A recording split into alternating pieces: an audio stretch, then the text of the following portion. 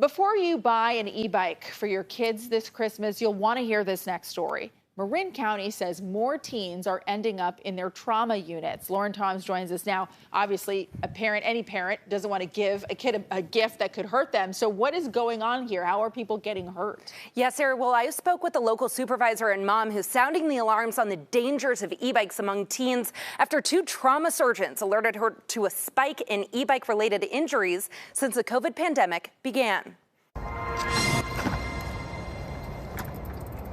Every day, Marin County Supervisor Mary Sackett commutes to work using her e-bike. But it's bikes like these she and Marin County are warning about after officials saw a spike in accidents among minors involving e-bikes. We are concerned about the Class 2 that we're seeing out on the market, especially with younger kids, that you don't have to pedal, where they're throttle assist and can be at higher speeds, and just we worry about kids in those situations that don't have a lot of experience, not only riding bikes, but also not as much experience with just the rules of the road. And new data shows the worry is warranted. According to the county health department, from October 10th to November 10th this year, 71% of bike accidents among 10 to 19-year-olds were e-bike related. And Sackett says after seeing the data, she's working on new regulations to limit the age of those who can ride Class 2 e-bikes. Putting kids into traffic who aren't used to, do you look left? Do you look right? Are people going to be backing out of their driveway? Some of those things that we learn as drivers,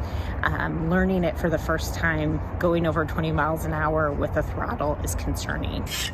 Today, there are three classes of e-bikes. Class 1, which is pedal assist and can hit speeds up to 20 miles per hour, and what Sackett uses each day. Class 3 e-bikes require a rider over 16 years old, and they can hit a top speed of 27 miles per hour. This is what New Wheel shop owner Karin Wiener uses to commute from Marin to San Francisco. But it's the Class 2 e-bike the pair are most concerned about, with a powerful throttle and its ability to be easily modified. They're not always very safe.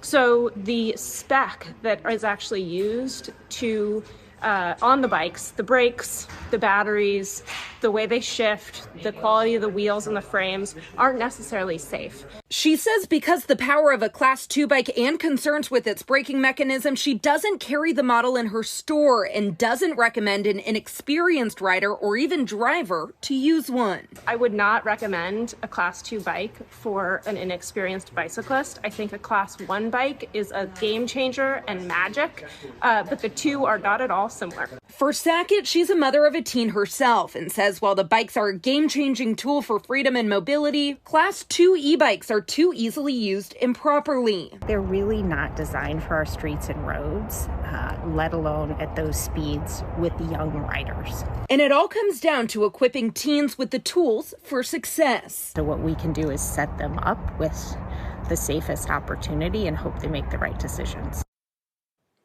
Okay, very interesting. I never thought about that really. And what do you know about this legislation that would change the minimum age? Yeah, so Supervisor Sackett has partnered with Assemblymember Damon Connolly to amend the current law that requires Class 3 e-bike riders to be at least 16 years or older, to also include Class 2 bikes in that age restriction. She's hoping to have that legislation ready and on the floor by the first of the new year. Yeah, I guess the idea being that older kids are more responsible, maybe better equipped for going that fast. So the other thing is, what is the advice here for parents who actually are looking to get an e-bike for their kid for the holidays, a well-behaving kid, because these are not cheap? Yeah, well, it really comes down to knowing the rules of the road. But before buying an e-bike or gifting one for the holidays, Marin Public Health recommends doing plenty of research and making sure your teen, again, knows the rules of the road. And again, to always use a helmet, Sarah. I feel like bikes have changed since we were riding them as kids, right? They have. Okay, well, thank you so much. We appreciate it.